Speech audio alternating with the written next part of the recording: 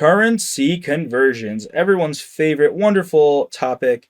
If currency conversion questions confuse you, and this is, here's another thing that I did when I was taking my exam, and I think it's incredibly helpful. If anyone has told you this before, I'd like to meet them because I'm wondering why they didn't tell me it before. So if these questions confuse you, turn these into normal transactional questions. Instead of saying US dollars for euros, pretend you're exchanging US dollars for TVs or bars of gold. And just doing that alone will make this incredibly more grounded, I gotta say. For these, we'll ignore the impact of supply and assume it is stagnant for TV or bar of gold. So if the dollar price of the euro or gold, so I'll say if the dollar price of gold rises, the dollar depreciates against the gold. Think about that for a second.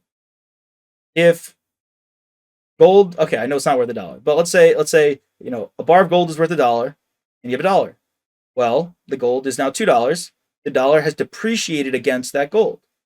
Now, saying euro and dollar, for me, I mean, I could think about it and sure, probably get it right, but it's a little more confusing.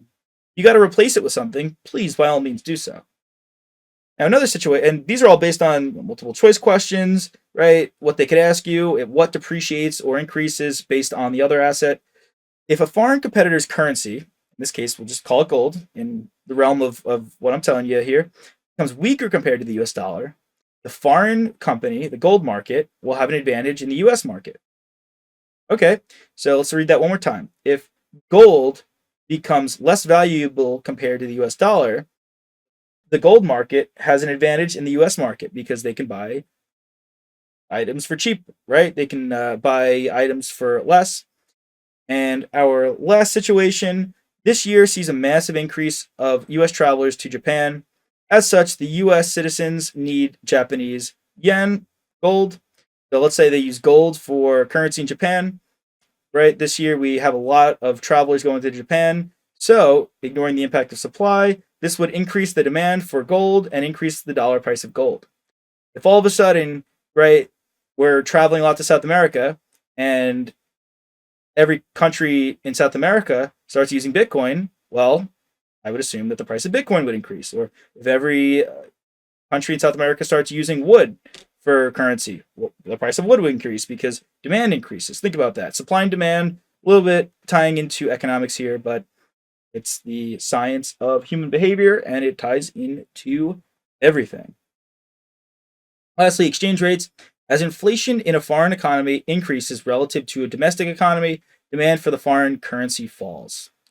Inflation, right? Inflation is just prices going up because the dollar amounts of items going up because of money printing, many situations that we've talked about in economics. Hedging risks with foreign currencies. Oh boy, oh boy. All right.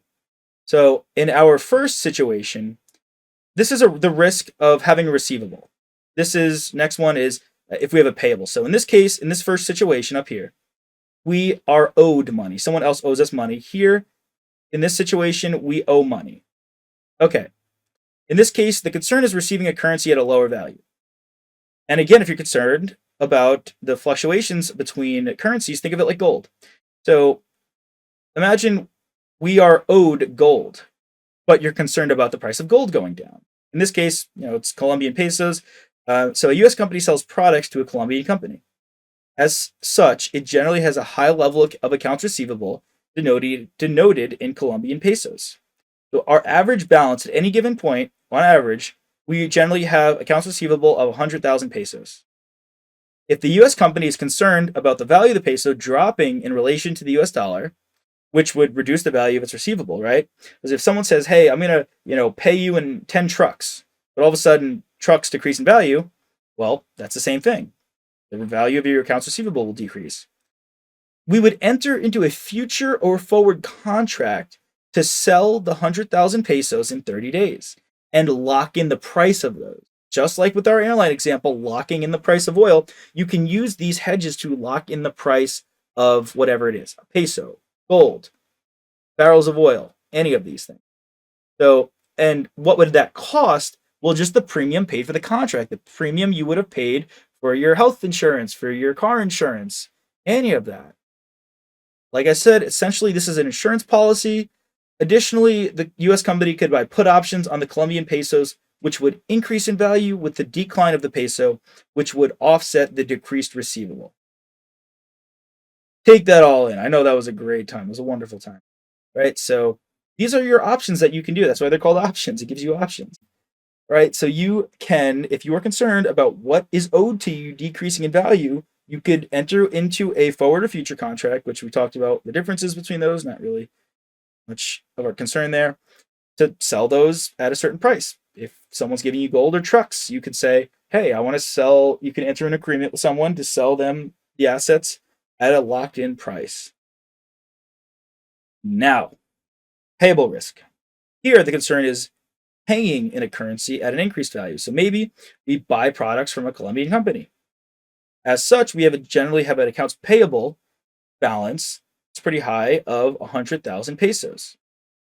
Now, what if the pesos, or maybe, we have to pay another company in gold or in trucks, but we're concerned that gold or trucks or pesos will increase in value. So now we have to go and buy a bunch for a much higher price. If the US company is concerned about the value of the peso increasing in relation to the US dollar, thus increasing the liability of its payable, so you have a higher liability, it should enter into a future or forward contract to buy 100,000 pesos in 30 days at a locked in price. And the cost would be the premium paid for the contract. Now, in both situations, if the currency stays the same, well, you just don't use your insurance policy. It's like if you never get into a car accident, you just never use your car insurance. Cool. It was just the worst never happened. You don't really have to do anything about it. And it would only cost the premium paid. This is essentially an insurance policy. Gosh, I just want to drill that into your mind. Additionally, the US company could buy call options. So if the price of the peso increases, the dollar price of the peso increases, your option, like I showed you, that piece of paper, will increase in value, and then you could sell that to someone else. Woo! Lots of talking on my part. I wish this was more of a dialogue, but can't really have that, can we? All right, I hope you enjoyed this. Let's keep on keeping on, moving along to our next slide. Hey there! Are you ready to not only pass your CPA exams, but truly understand and enjoy the material while studying? I know it seems impossible, right? Especially to enjoy the material? We'll do it together. Tap into the power of CPA.examprep.ai, where we've got personalized quizzes, multiple choice questions, memorization guides, flashcards, simulations, all tailored to your learning. Our adaptive study planning puts you on the fastest path to success and lifts you back up if you fall behind. Avoid wasting your precious time and money attempting an exam with a low chance of passing, because who wants that? We want to get you through this process as quick as possible. Our exam readiness prediction lets you walk in with confidence, knowing that you're prepared for success on exam day. Thankfully, there's no payment method needed to get started, so why don't you come join us? Visit cpa.examprep.ai and let's achieve your exam success together.